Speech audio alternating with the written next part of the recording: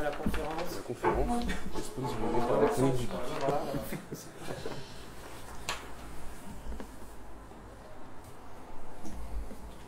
J'attends que lui soit revenu. Il manque un Yumtech. Ouais. Je sais pas où il est parti. Probablement. Ah mais Donc là, il y a des trucs à voir. Oh bon, bah tant pis. Ah, il arrive. Ce sont dans le domaine professionnel, c'est le même domaine professionnel ou Non. ce sont des domaines professionnels différents? Bon, Différents. Des Différents. créateurs différents. On va se présenter. D'accord, donc vous Ouais. présenterez. Vous, à la rigueur, ce que vous pouvez faire, c'est plus présenter l'aspect c'est bon école, cours et Ah, les d'accord, métiers bah, qui peuvent déboucher là-dessus. Pas forcément sur la On chronique, commence parce que sans sinon... Lionel. Si, ça peut être très drôle de parler d'école. Très intéressant. Ah bah voilà. On va remettre ça sur le tapis. Ouais, mais vous voulez parler de quoi? Et ben voilà, on peut commencer. Donc bienvenue à la table ronde des métiers dans le domaine du jeu vidéo. Donc nous avons pour Yumtech Thibaut, nous avons pour Almedia Gilles, C'est moi. voilà ici, et pour la chronique du geek, donc Nishan, Nicolas et Pierre. Voilà. Et moi pour Ah pardon, pour Yumtech. Florent, excuse-moi. Voilà, Florent. Voilà. Alors peut-être le mieux, c'est que chaque groupe là se présente un petit peu son domaine d'activité, puis voilà. Quel est le métier exactement? On va commencer par Yumtech. Yes. Du coup, ouais. Thibaut et moi, on a fondé donc un studio de développement de jeux vidéo. On est sur notre premier jeu qui s'appelle Protocore, donc c'est un FPS. On est tous les deux co-gérants et on a de nombreuses casquettes, mais moi je gère notamment la programmation et les VFX. Voilà. Moi je suis plus sur tout ce qui est touché à la 3D, la direction artistique et business développement, ce qui va être la gestion de projet, rechercher des fonds, tout ça. Vous êtes sur Strasbourg? On est sur Strasbourg effectivement. On est dans la pépinière du PH8, place de l'hôpital, donc en plein centre de Strasbourg. Et voilà, on est une petite équipe d'une dizaine de personnes. Ah oui, c'est ça. C'est intéressant. Oui. Il faut préciser que c'est les seuls non santé à être dans une pépinière qui est normalement réservée à la santé. On n'est plus les seuls maintenant, on n'est Ah. plus les seuls. Mais on était les premiers. On était les premiers. Ouais. Le jeu vidéo, c'est pas la santé? Bon, ouais, Dans votre jeu, faut tuer les gens, non? C'est ça? Ah d'accord. On est en train de présenter les différents métiers qui sont présents là dans le jeu vidéo. Donc on faire des blagues, on a le droit. Yumtech vient de se présenter. Les initiales du Yumtech, c'est quoi en fait? Ah, bah, C'est une initiale. c'est IT, enfin comment ça, c'est C'est des c'est initiales. pas des initiales. C'est quoi? C'est le nom. Ah, Le c'est tech, un nom, pardon. Ouais, bah vas-y Florent. Donc Tech c'est pour technologie, et Yum c'est l'univers scénaristique dans lequel tout va se passer. Ah, Ouais, d'accord. tous les jeux, faut prendre ça. Vous avez déjà un cinématique univers? Ah, non, C'est le premier truc qu'on a fait. ah, le nom, c'est important. C'est Band Cable avant tout. C'est vrai que le nom, c'est important. Tous les spin-offs, se passer là. La phase 1. très gros projet, ouais, c'est ça. On passe à Almedia ou Ouais, là, bien on sûr, peut bien rajouter sûr. quelque chose? Bah, ça, Alors, c'était- Almedia. Ouais, Almedia, alors c'est un peu différent, on n'est pas directement dans le jeu vidéo. On est dans ce qu'on appelle les serious games et alors on utilise les mêmes outils si on peut dire que les jeux vidéo, autant d'un point de vue de la conception et le développement, mais par contre on fait d'autres choses, des outils en fait pour la formation professionnelle, ou alors pour la communication, ou pour la promotion, ou pour plein de choses en fait tout sauf le divertissement pur justement qui est dans le domaine du jeu vidéo. Donc c'est un peu tout le reste de ce qu'on peut faire avec les outils des jeux vidéo en dehors du jeu vidéo. Donc, Almedia. Donc, c'est C'est bien ça. Média, oui. Et Al. Al, c'est. Ben, Bien le nom. Excusez-moi. alors C'est l'univers aussi. Almedia, en fait, il y a pas mal d'histoires qui sont justement par rapport à l'origine de ce nom. C'est Al, c'est On est sur Al. Advanced Learning, ça peut aussi être Alsace Media, ça D'accord. peut être Ah, bah oui. All Media, tous les médias, ça peut être tellement de choses. La Sur Strasbourg, Oui, on est sur Strasbourg, Strasbourg-Neudorf du coup. Neudorf.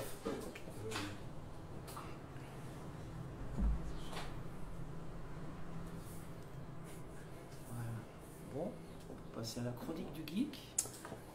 Alors, la chronique du geek, c'est un média avant tout. On fait alors, très rapidement un peu de journalisme Alors par contre, dans notre équipe, donc, qui est composée de 13-14 personnes, personne n'a suivi de formation journalistique. On est tous des passionnés de jeux vidéo avant tout, donc le projet existe depuis 3 ans actuellement. Il est issu d'une grosse soirée, on s'est dit tiens on va tout un peu parler de jeux vidéo parce qu'on aime ça. Le recrutement s'est fait dans une école qui est Luce Academy où une partie justement des élèves a intégré donc, l'équipe. Et à partir de là on a monté cette structure qui est donc la Chronique du Geek. On fait de la presse, on fait du média. Aujourd'hui on a une émission de radio. Plein de choses et on fait de l'événementiel, on fait tout dans le jeu vidéo. On crée pas encore de jeux vidéo mais dans pas longtemps on aura peut-être justement on parle en partenariat, on sait pas. Tout le monde sait ce que c'est un geek ou il faut expliquer? Alors le nom en fait alors si vraiment on veut vraiment parler de l'origine du truc, c'est que donc moi à la base je suis commercial et j'ai un pote qui bosse chez Radio RBS qui a son morning le matin, qui m'a dit écoute, dans les grandes lignes, c'est écoute, t'as une grande gueule, viens parler de jeux vidéo dans mon émission de matin. Je dis ouais, ok, pourquoi pas. Mais il faut trouver un nom. Bah, il me dit bah je sais pas, vu que c'est une chronique, bah viens, on l'appelle la Chronique du Geek. On va pas chercher très loin nous. Hein. Et voilà, donc l'appellation de la Chronique du Geek, c'est ça. Et après l'émission de radio aujourd'hui s'appelle Work Less Play More, qui veut dire travailler moins, jouer de plus. Qui est un peu notre, je veux dire notre philosophie. C'est un bon message pour la génération. Ouais, complètement. Voilà. Ça nous va. Très bien. Ah, voilà, on a fait le tour. Alors, je ne sais pas, parmi les personnes présentes, est-ce qu'il y a, je sais pas, des questions, des choses, des précisions, je sais pas. J'ai une question pour vous, la Chronique. Vous dites que vous étiez commercial, ça veut dire que vous vivez maintenant. Ah non, je suis toujours, oui, bien sûr. Ouais. Je suis toujours, pour l'instant, à 100%. Et puis effectivement, après, à côté, on développe tout le reste, justement, en dehors de mes horaires de boulot. Non, malheureusement, enfin, j'aimerais bien en vivre, hein, c'est sûr. Hein. Mais bon, pas encore.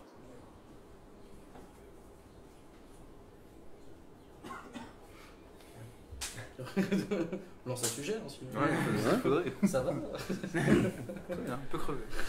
C'est chaud. Bah, vous existez, j'ai une question, vous existez depuis combien d'années là, ça fait depuis combien de temps Youtech, ça fait 1 an. 1 an. Ouais. Voilà. Et donc, L'entreprise existe. le bilan au bout d'1 an, on va dire, sans progression, bonne rémunération. Et donc, c'est intéressant de Là, on essaye de voir tenir. un petit peu. Ouais. En gros, on essaye de tenir, si tu veux, jusqu'à sortir notre premier jeu qui s'appelle Protocore. Un jeu de tir à la première personne dans un univers futuriste, tout ça, qui va envoyer du gros pâté. Et on espère pouvoir en gros rentabiliser son développement. Là, on est vraiment sur du financement à base de subventions publiques, d'apports personnels. Donc, on est sur tout ce qui est développement, production du jeu. On n'a pas encore les ventes. On n'a pas de chiffre d'affaires. C'est difficile. Et si des personnes étaient intéressées, éventuellement pour venir travailler chez vous, c'est peut-être pas encore trop tôt, peut-être, d'1 an, mais est-ce qu'il y a des gens qui peuvent vous contacter et puis, Oui, mais nous on accepte tous les genres de candidatures. En général, nous on est des passionnés à la base. On n'a pas fait d'études pour le jeu vidéo. On a un grand parcours d'autodidacte. Florent a fait une licence, mais finalement, voilà. Plus à côté que. Voilà, il a appris beaucoup plus à côté qu'autre chose. Moi aussi, ça fait 5 ans qu'on développe des prototypes de jeux vidéo de notre côté, qu'on affûte nos compétences et tout ça. Donc on laisse aussi, c'est un peu notre philosophie, on essaie de laisser aussi la chance à tous ceux qui ont contact, à tous ceux qui ont quand même un profil intéressant, parce que le but c'est de monter vraiment une équipe de professionnels. Et de se dire que même s'ils n'ont pas forcément un grand niveau d'études, mais qu'ils ont une grande motivation, qu'ils ont quelque chose à apporter au projet, à nos structures et tout ça, peut-être passer d'abord par un test, passer déjà nous voir pour discuter, ce genre de choses. On reste très ouvert, donc voilà, s'il y a des gens, ils n'hésitent pas à nous envoyer des candidatures et puis juste venir nous parler en fait. C'est aussi parfois bien de juste dialoguer. Donc pour vous contacter, alors c'est contact@yumtech.com. Voilà. Ou sur Facebook en général. Voilà, sur Facebook, sur Twitter, sur tous les réseaux sociaux. Donc les réseaux sociaux. Ok, donc c'est peut-être plus simple. Donc, voilà. On a une chaîne YouTube aussi. On a aussi une chaîne YouTube. Et vous êtes combien pour l'instant? On est une dizaine de personnes. On va augmenter notre objectif bientôt. Ça dépend en fait des financements. On a une deuxième vague de financement qui arrive. Et en fonction des financements qu'on arrive à débloquer, on va être entre 10 et 12 personnes. Donc on est le plus gros studio de développement de jeux à Strasbourg. On est passé à le média. On a toujours pas de chiffre. Calme-toi. Oh non, quoi. Après, on va voir combien de Nous, on est la fast startup. C'est le concept au-dessus de la startup. Almedia, vous existez depuis Depuis 9 ans. 9 ans. Et nous avons un D'accord. chiffre d'affaires.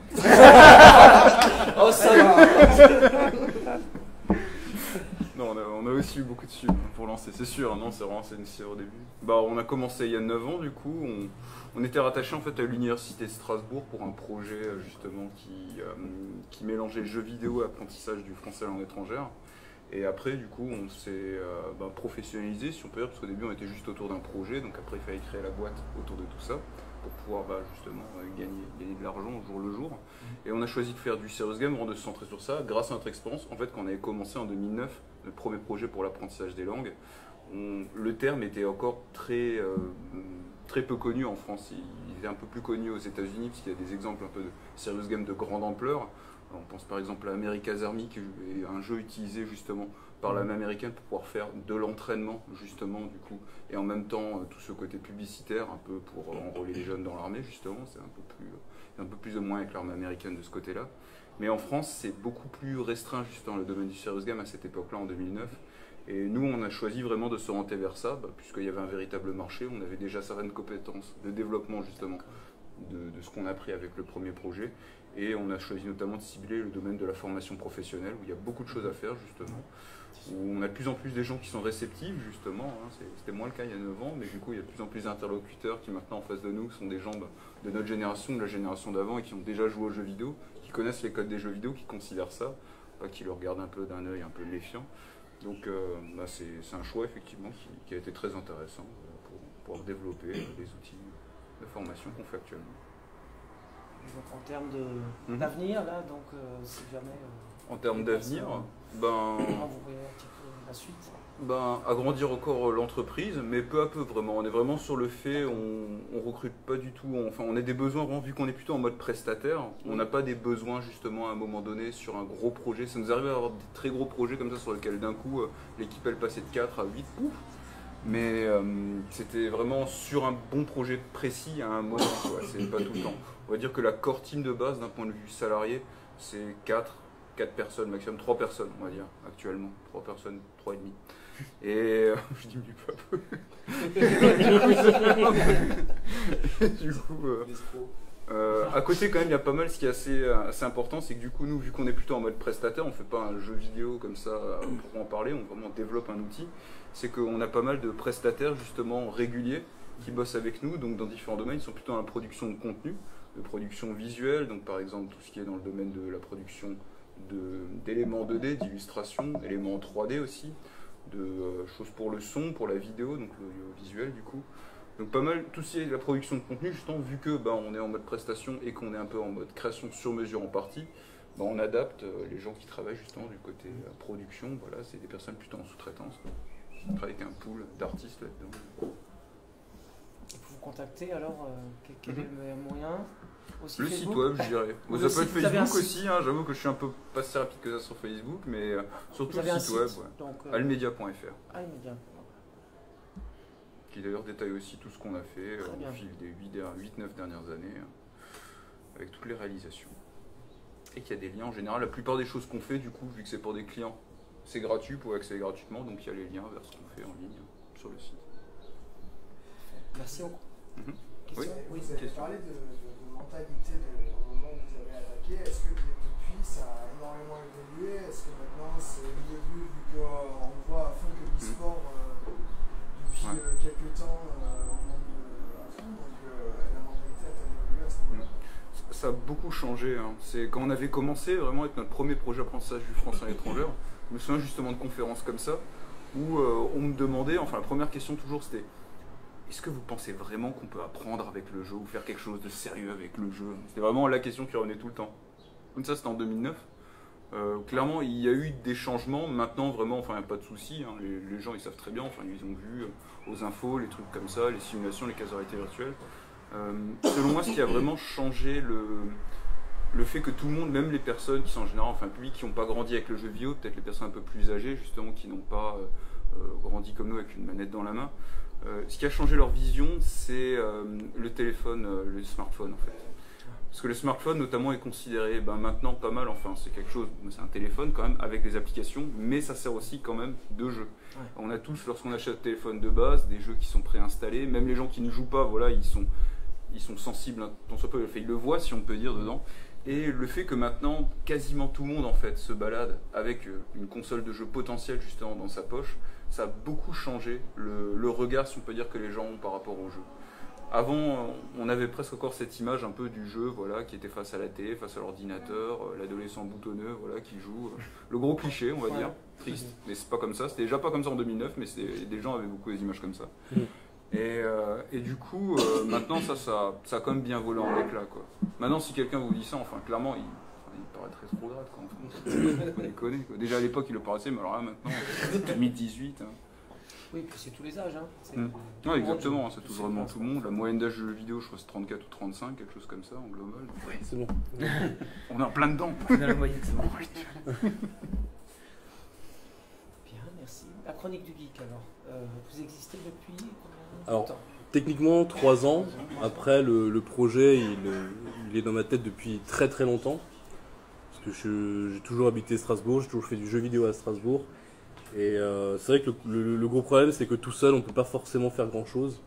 Et le but, c'était ça, c'est donc de monter une équipe de gens passionnés par le jeu vidéo. Et ils peuvent en témoigner, hein, je leur ai jamais promis qu'on allait faire mondes et merveilles dans le jeu vidéo. Par contre, on est présent chez nous, à Strasbourg. On va faire des choses à Strasbourg. Et jusqu'à preuve du contraire, c'est ce qu'on sait faire, c'est ce qu'on arrive à faire. Donc voilà. Nous aussi, on a un bilan très positif, on a de l'argent à la banque. Donc, voilà. Les cotisations servent à ça, donc on est aussi positif, donc voilà, on s'en sort bien pour l'instant, sans problème.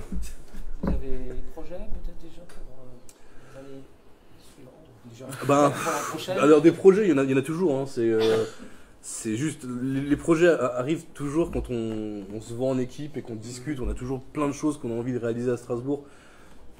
On se balade souvent, enfin je sais que j'adore faire plein de villes dans toute la France pour voir un peu comment se développe justement le jeu vidéo. Et c'est vrai qu'on se rend compte qu'il y a un très très gros potentiel qui n'est pas encore vraiment exploité à Strasbourg. Pourtant, il y a énormément de gens aujourd'hui qui arrivent à faire vivre le JV de notre ville. Mais je sais très bien qu'on peut faire beaucoup plus. Il y a un potentiel qui est ici, dans le Grand Est. Je ne vais pas viser que Strasbourg. Qu'il faut développer, et je pense que là aujourd'hui on arrive à récupérer un peu tous les acteurs de la preuve. Aujourd'hui à l'ARES, on a réuni énormément d'associations strasbourgeoises qui ont un peu chacun leur culture JV ou leur passion du JV ou ce qu'ils savent faire.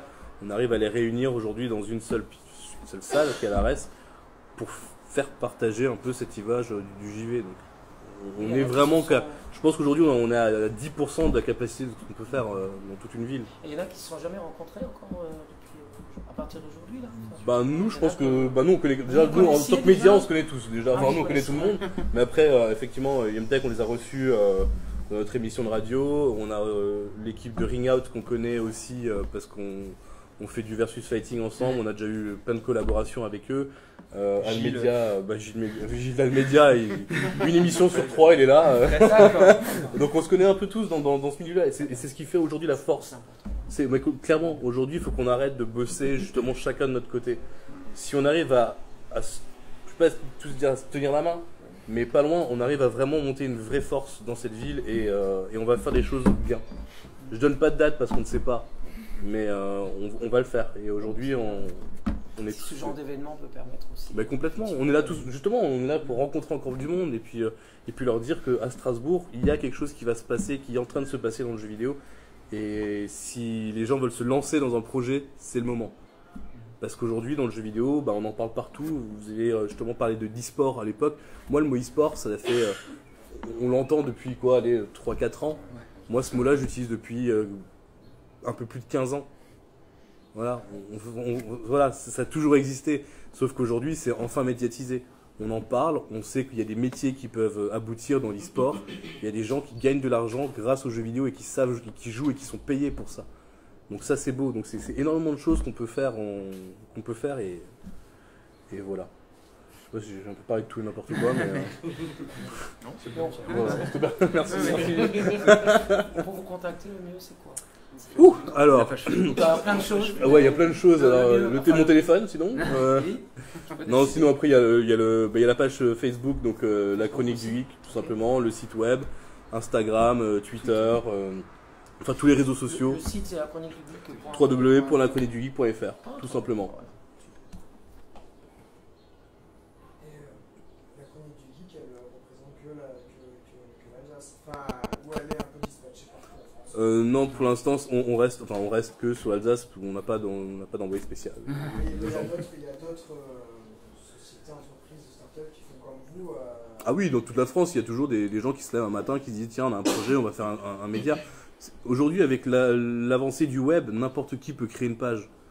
On en connaît plein, on a plein de potes qui sont sur Mulhouse, qui sont même dans d'autres villes de France, sur Paris, notamment Paris, qui ont leur blog, qui ont leur page Facebook, et qui communiquent comme ça sur les jeux vidéo. Après, nous, on reste ici parce qu'on est tous basés sur Strasbourg et aux alentours. Se développer, j'ai pas envie de dire on va pas le faire, mais pour l'instant, on est bien chez nous. Tant qu'on n'a pas réussi à faire grandir le jeu vidéo à Strasbourg, on reste chez nous, quoi. Ouais, clairement. C'est intéressant aussi.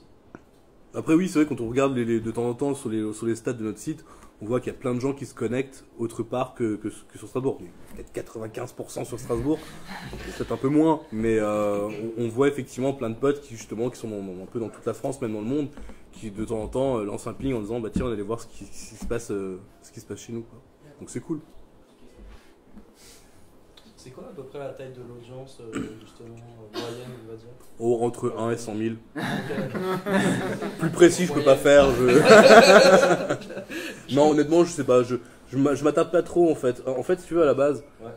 ça reste plus la réunion de potes, parler de jeux vidéo. Bien sûr. Après, si on arrive à donner cette envie aux gens par le site internet, en donnant des news, des tests de jeux, c'est hyper important. On va aussi lancer de la vidéo parce qu'on voit qu'aujourd'hui la vidéo c'est vraiment c'est primordial pour le média. Nous on est plus des potes à la rigueur, enfin on discute JV et puis après La radio, c'est vraiment ça, quoi. Ouais, la radio c'est ça, notre émission, des micros t'as et bien on vu. discute, quoi. Ouais. Moi mon émission c'est simple aujourd'hui, je le dis ouvertement, je ne la prépare pas parce que je Ça se voit. Merci, bah ouais. Mais clairement, oui, ça s'entend. Mais parce que je sais que en fait pendant 2 heures, je vais parler avec mes potes.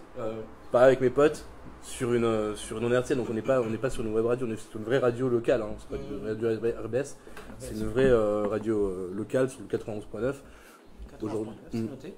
Aujourd'hui, on sait qu'on est écouté, on est écouté, donc, mais par contre ils entendent effectivement plein de potes discuter jeux vidéo. À peu près correctement. Correct, oui, à peu près. On essaye d'être pro de temps en temps, mais Mais je pense que c'est ce qu'il faut, hein, justement. Enfin, si c'est pour faire juste un podcast d'actualité, voilà, sans vie, enfin, ça sert un peu à rien, quoi. C'est Ouais, la personnalité des gens. Clairement. Moi, je pense que dans la convivialité, à mon avis, c'est justement le truc prédominant dans le jeu vidéo, quoi. On est Clairement. entre potes, on reste dans le ludique, même Puis dans les échanges. on parle de jeux vidéo quand même. Hein. Ouais, Voilà. c'est ça, quoi. Faut se Faut se détendre. Ah oui, oui. Bah oui, parce que Préparer le truc. Enfin, lui, il ne prépare pas, nous, on prépare un peu. moi je prépare pas. On arrive avec 2-3 news quand même, Ouais, et on ça sait de quoi on va un peu préparer, quoi. Après les news, de toute façon, Et comme dit, on quand on les suit quotidiennement. Ouais, voilà, C'est on ça. les suit tout. Voilà, Donc on on sait de quoi on va reçoit. parler le vendredi, et puis on rebondit sur ce que dit. On reçoit Eva, aussi et les communiqués de presse des éditeurs en avant-première en disant attention ce soir on va balancer la news, il va se passer ça, donc on reçoit tout en avance, ça nous permet dans un premier temps d'écrire l'article si on a le timing, et après quand on a une émission de radio on sait qu'on va pouvoir rebondir dessus, et de temps en temps on part même sur des débats par rapport à une news qui a été balancée dans la journée. Mais c'est vrai qu'on reste toujours à l'affût de chaque news, tout ce qui se passe dans l'actu, on est obligé d'être là, enfin on est obligé d'être présent et de regarder tout ce qui se passe. L'émission, elle est quand exactement? Alors il y a une partie chronique le mercredi matin à 7h45 D'accord, mercredi. qui dure grosso modo un peu moins d'un quart, ouais, il y a un quart d'heure. Donc Et ensuite- 7h45, 8h. Exactement, et ensuite l'émission c'est le vendredi soir de 20h à 22h. 22h, c'est important. Merci. Donc, oui, deux moments dans la semaine. Le, Voilà. le mercredi matin, vous allez sur place? À chaque fois, les deux. Donc le mercredi matin, j'y vais seul, parce que c'est dans le morning. Et le vendredi soir, on a une partie de l'équipe qui se réunit, donc de 20h à 22h, mais c'est toujours du direct à chaque fois. Ah oui. C'est plus drôle comme ça. Bah oui. C'est ça. Comme ça. Ouais, c'est surtout ça, ouais. Quand tout le monde écoute, ouais, c'est ça, ouais. Est-ce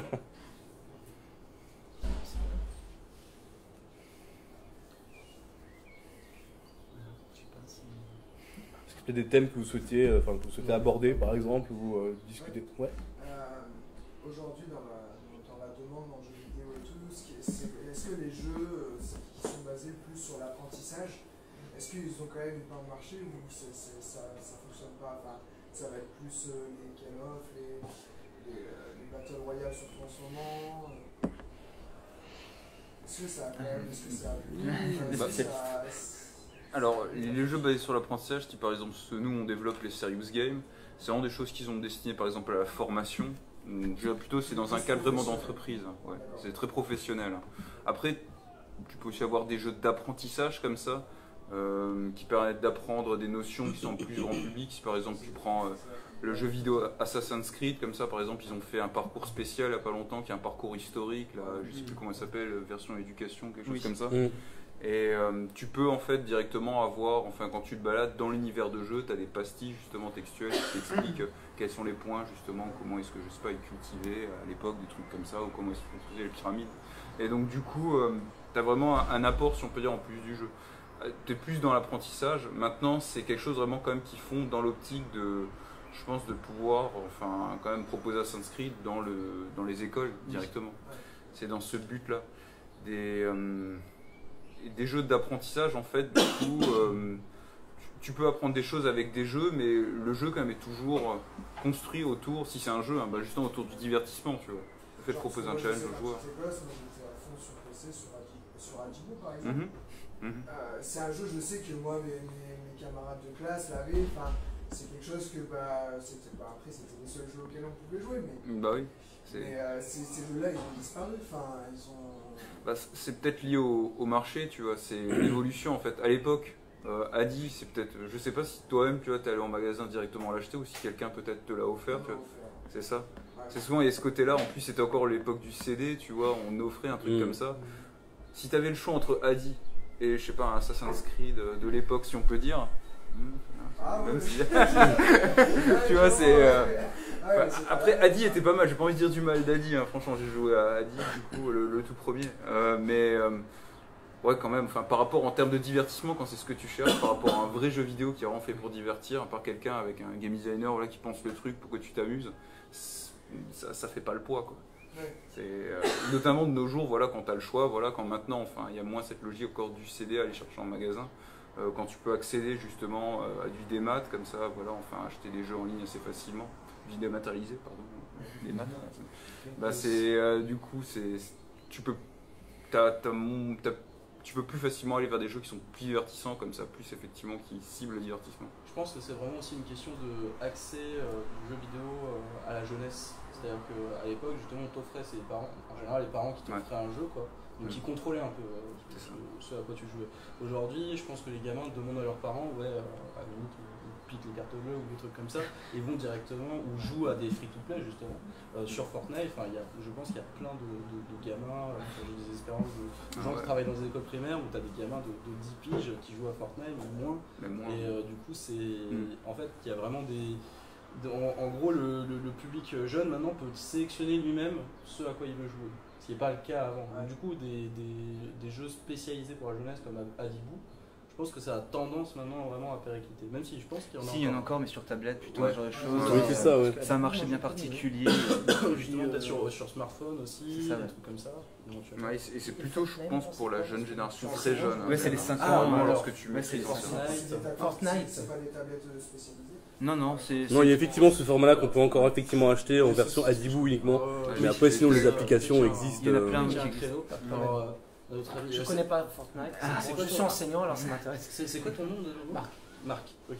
Donc Fortnite, en gros, là c'est vraiment le dernier buzz vidéoludique qui est assez incroyable, qui est un jeu qui tourne autour du Battle Royale, qui est un mode de jeu, en gros, t'es lâché sur une grande map, t'as plein de joueurs, une centaine, et ils doivent tous s'éliminer les uns les autres avec à l'aide d'armes, des trucs comme ça, pour qu'il n'y en ait plus qu'un qui survive. Et du coup, tu vas être lâché sur cette map, tu vas devoir trouver des armes, du loot et tout. Et tu peux aussi dans Fortnite construire des trucs, c'est un peu buggé, mais. Il y a la construction. Ouais, il y a la reconstruction. La reconstruction et tout ça. Et du coup, tu as un système un peu de building, de trucs. Et en ce moment, en fait, c'est vraiment quelque chose, c'est un des premiers jeux, je pense, qui buzz sur presque tous les genres de public. C'est un truc qui est assez incroyable. Je sais pas si vous le ressentez comme ça, mais l'événement Fortnite, et l'événement aussi qui a précédé, qui était PUBG, qui est un jeu qui est un peu plus, on va dire, hardcore, qui est un peu plus réaliste, effectivement, qui a déjà énormément buzzé sur PC, mais Fortnite est encore en train de buzzer encore plus, parce qu'en plus Fortnite est gratuit. Je pense que ça aide. Mais C'est ça. Et il est aussi c'est ce qui sur fait tablette. tout le jeu. Tout le jeu. C'est Ouais, ça. c'est ça. Aujourd'hui, un jeu T'as juste Fortnite, un tu l'achètes à 60 € comme Ouais. le prix d'un jeu classique. Même 20, Il marche pas. Même 20 euros. Il je marcherait pense pas. Ouais. C'est ça. Et Enfin, du coup, aujourd'hui, ça dépend de la c'est ce qui compagnie permet de aussi com, à hein. tous les jeunes, Oui. aussi, je pense, à toutes Oui. ces portions de, on va dire, même en fait 12-25 ou même 12-20 ans, quoi. Enfin, vraiment des assez jeunes, quoi, de pouvoir accéder facilement à ce jeu-là. En masse, dès qu'il y a un copain qui joue à Fortnite, il y a un autre qui va venir parce que c'est un jeu multijoueur en plus, donc il y a un peu le phénomène d'entropie sociale, quoi. Tu retrouves tes potes sur Fortnite, tu joues avec eux, tu partages des moments un peu convivial et tout ça. Donc c'est ça qui participe au buzz. Mais c'est vraiment, pour moi, c'est vraiment un cas qui, je pense, qui marque un peu une évolution de l'ère du jeu vidéo avec justement une sorte de tous les genres de publics sont touchés, quoi. Il y a des casual, il y a du hardcore gamer sur Fortnite. Ça c'est les différents types, les différentes catégories de joueurs, si tu veux. Casual, c'est quelqu'un qui joue finalement assez peu juste pour s'amuser, qui est pas très bon. En général, ça va être un public assez jeune ou plutôt assez vieux, pas très expérimenté. Par contre, le hardcore gamer, c'est quelqu'un qui va aller vraiment plonger les mains dans le conduit, essayer de maîtriser les jeux, qui va chercher la performance, qui va aussi beaucoup jouer, la performance ou l'immersion, ça dépend, qui va aussi jouer vraiment de beaucoup d'heures dans une semaine. Du coup, c'est un grand consommateur et je pense que Fortnite, c'est un des premiers qui arrive à concentrer les deux types complètement opposés de public. Donc c'est aussi pour ça, à mon avis, qu'il buzz. Je pense. Après, si vous pouvez rebondir dessus, c'est Non, mais ça ça se tient, mais après, comme dit, voilà, c'est un jeu qui ne demande pas une grosse configuration déjà pour commencer. C'est-à-dire que le PC familial C'est aujourd'hui accessible. peut accueillir Et toutes les Fortnite. ça tourne sur quasiment toutes les Ça- consoles. ça- voilà. Donc vraiment, Et c'est sur vraiment. les tablettes, sur les téléphones. Et surtout, aussi, encore une fois, il est gratuit. c'est ça. Il est gratuit, mais je veux revenir quand même sur sur l'effet que, par exemple, League of Legends Était qui avait gratuit. quand même été gratuit, a eu quand même un record d'utilisation assez ouf à l'époque. Mm. Et pareil, il y avait du hardcore, il y avait du casual. Fortnite, c'est en train de complètement pulvériser le record de League of Legends. Du coup, je trouve que c'est un élément qui est vraiment intéressant à étudier pour comprendre un peu l'évolution du marché du jeu vidéo. Parce qu'il y a une évolution en ce moment. Pour moi, il y a aussi peut-être quelque chose aussi qui plombait peut-être League of Legends par rapport à l'adoption notamment du côté casual. C'est même s'il était gratuit en fait, si tu es dans une équipe de 5 et que tu commençais League of Legends et que tu faisais le moindre pas de travers, franchement, il fallait être avec des gens que tu connaissais pour pas te prendre des insultes dans la gueule. Alors que là, tu peux jouer à plusieurs, tu peux tout jouer tout seul, tu peux jouer très très vite, c'est des parties C'est très ça. rapides, tu peux jouer en 15 minutes, tu peux C'est jouer ça. en 5 minutes, tu peux enchaîner les parties un peu comme. C'est du random total C'est aussi. du, c'est du random total. Et ce qui est fou, en plus, ce que je trouve, en tant que beaucoup de développeurs de jeux, on en a discuté avec Florent, c'est que Fortnite est même pas maîtrisé sur l'aspect game design. C'est-à-dire qu'il y a Non. plein de gameplay émergents. Donc ça, c'est du gameplay qui n'est pas voulu par les développeurs, mais qui ont été trouvés. Gameplay, c'est des mécaniques de jeu. En gros. C'est des trucs dans le jeu, c'est la façon de jouer. Et du coup, il y a plein du coup, le gameplay émergent, c'est des mécaniques qui ont été trouvées par les joueurs et qui ont été aussi créées par les joueurs plutôt que voulues par les développeurs. Et du coup, les développeurs, en fait, finalement, ils ont livré un jeu Battle Royale qui est quand même maîtrisé techniquement, mais au game design assez limité. Et c'est ouf comment la communauté de joueurs se l'est appropriée, notamment au niveau de l'e-sport, a commencé à maîtriser le système de building d'une façon, du coup le fait de construire des trucs, d'une façon à rendre le jeu sur un tout autre niveau. C'est-à-dire que quand tu vois une partie de débutant et une partie d'un niveau e-sport, c'est complètement incroyable en fait, la différence de compétences, de skill cap. Ouais, c'est ça la différence de compétences, je sais pas, de mécanique utilisée, tout ça, qu'il y a entre les deux. Et c'est un truc que j'ai pas retrouvé dans un autre jeu, quoi. Ouais, j'ai envie de te dire quand même dans tous les jeux e-sport. Hein. Enfin... Oui, tous les jeux e-sport, c'est vrai, mais en général, ce qui est marrant, c'est que, ce qui est marrant, c'est qu'il n'y a pas autant de gameplay émergent. C'est-à-dire que tous les jeux e-sport, souvent, c'est quand même des mécaniques qui sont voulues, qui ont été travaillées pour ça. Tu vois, Overwatch en général, tu vois, c'est très maîtrisé. Je pense aux jeux de combat aussi, Street Fighter, tout ça, c'est très maîtrisé. Ah, on en parle.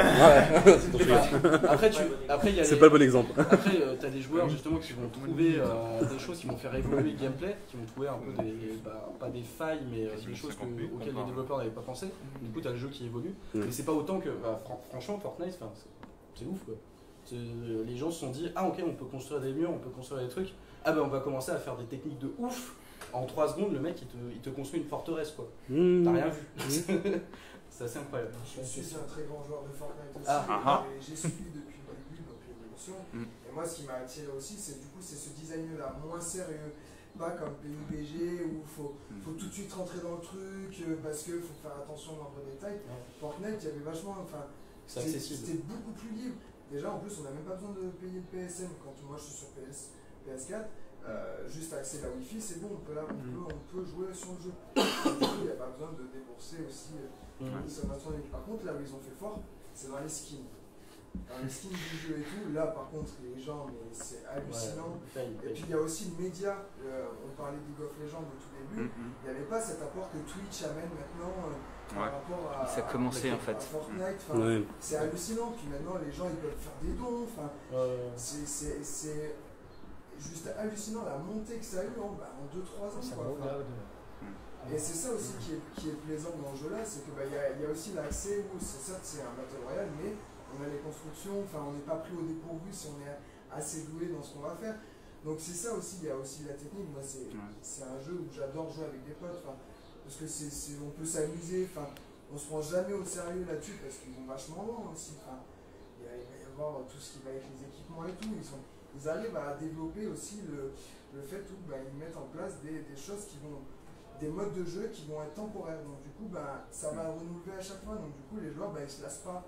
C'est pas comme PUBG où pour l'instant, et H1Z1, pour l'instant, c'est juste vraiment du Battle Royale où il n'y a pas de mode temporaire comme Fortnite peut l'apporter. C'est ça aussi qui est assez... Fortnite a l'avantage d'être très dynamique, en fait, très réactif sur sa communauté. Surtout ça, quoi.